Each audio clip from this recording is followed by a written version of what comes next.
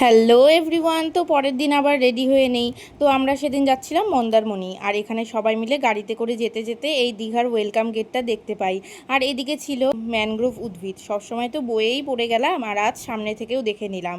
তো তারপর যিনি আমাদের নিয়ে যাচ্ছিলেন উনি একটা জায়গায় দাঁড় করিয়ে বললেন খাওয়া দাওয়া করে নিতে।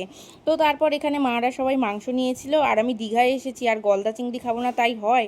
তো এত বড় সাইজের একটা গলদা চিংড়ি নিয়েছিলাম। তো ওখান থেকে তারপর সমুদ্রে একটু ঘুরে, এখানে নামতে দিচ্ছিল না যদিও, তারপর আমরা যাই মন্দারমণি। তো ওখানে সমুদ্রে কিছুক্ষণ টাইম স্পেন্ড করে ওখান থেকে আমরা যাই একটা বড় মন্দিরে।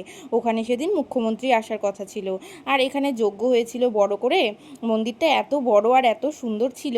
তো তারপরে এখানে মায়ের দর্শন করে প্রসাদ নিয়ে এখানে একটু বসেছিলাম, আর ওয়েদারটা জাস্ট দেখো। তো তারপর আমরা ওখান থেকে রওনা দিই, আর এই ট্রেনটা এত স্লোলি যাচ্ছিল, ওখানে 30 মিনিটের মতো দাঁড়িয়েছিলাম। আর এখানে ইনিও আমাদের সাথে অপেক্ষা করছিলেন। তো তারপর ওখান থেকে আমরা কাজু বাগানে যাই। এই গাছগুলোতে শুনলাম কাজু হয়, যদিও দেখতে পাইনি। আরে দাঁড়াও দাঁড়াও, এখানেই শেষ না, বাকি পার্টগুলো নিয়ে কাল দেখা হচ্ছে। তো